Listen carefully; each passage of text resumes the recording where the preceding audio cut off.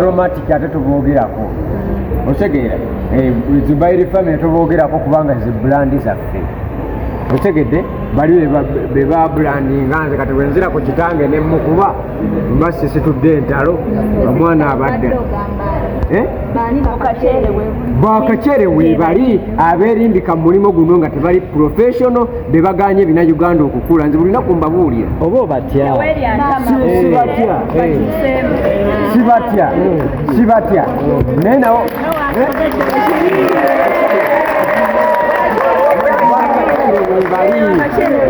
so kyentegeeza kiri bwe kiti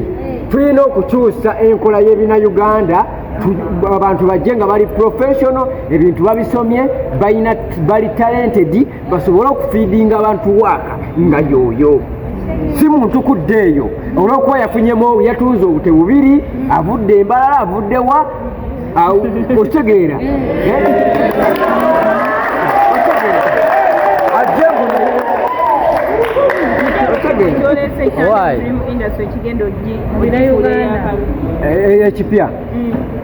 ekipya kyendeese mu film industry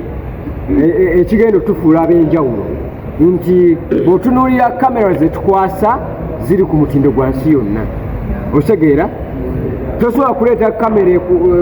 mbadde ngena gamba nti ekwata amawulire naye neezamambitaaka mpula bulungi okwase kamera akakuba ebifaananyi ku mukolo gwa mama Naaki gwate okatwale kalejje kakwate firimu twagala abantu abasobola okuteeka ku seeti kamera ezakabya bakozesa software ali upgraded ng'ali ku mutindo gwa nsi yonna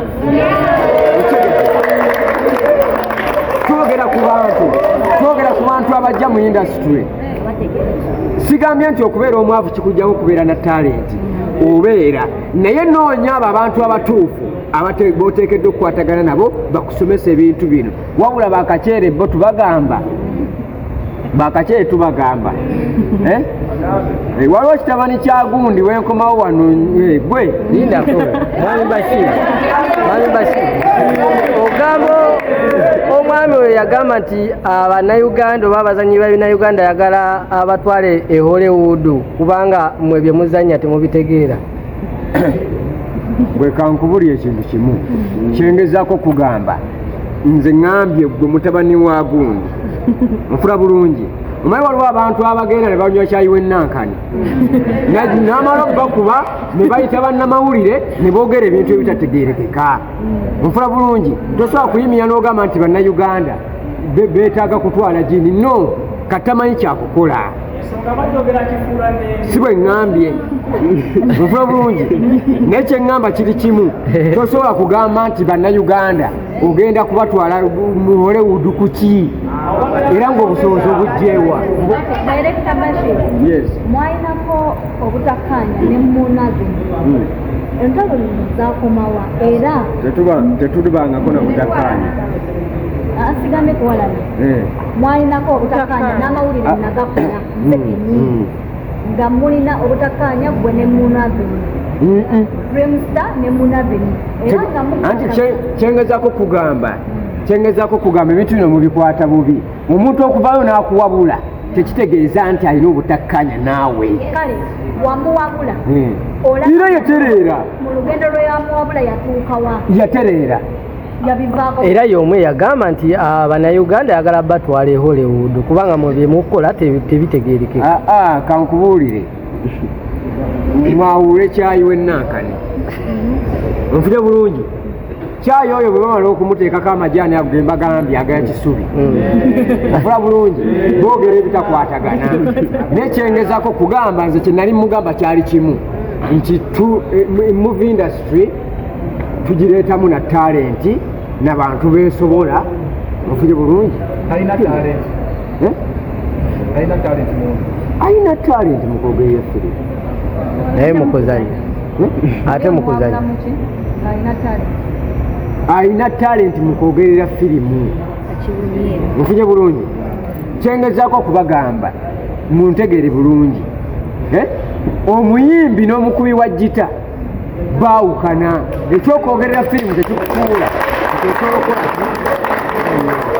back to the shop emiryango gigulawo ssaawa mmeka okowolera abawagizi kyengezaako okubategeeza luno si lutalo lwa muntu yenna tetulina gwe tuwalana just tuba tubabuusabuusa naye mbagamba nti olunaku lwokutaano essaawa 12 kirabo buliga tegenda kuba nzigule okutuyingirira 200 ate temusubwako olunaku olwo omudigizi agenda kuvaawo ne bajaji bokisa empya abayimbi bagenda kuba bangi ziza bafana tugenda kuba n'abayimbi bangi ziza bafana waali gravito mutujju waali Mary Bata waali ebyana bimadowadowa bijje bisagalire wano tulina red carpet weeri kapeke mbadde mwerabi akapeko waswiririri omwana agenda bakuba endongo okolo tugenda kubasaabukululira n'endongo empya eri ku mulembe oguliwo omanyi abantu bannange tuyimbye ebyamagezi temubiwulira tuyimbye ebyamagezi temubiwulira kati lwampaka mugenda biwulira omwana agenda bakuba endongo yagifulumiza bagiyita influence